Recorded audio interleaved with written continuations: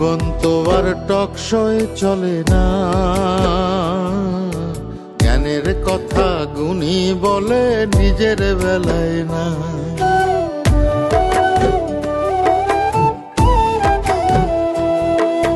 জীবন তো আর টকশয় চলে না,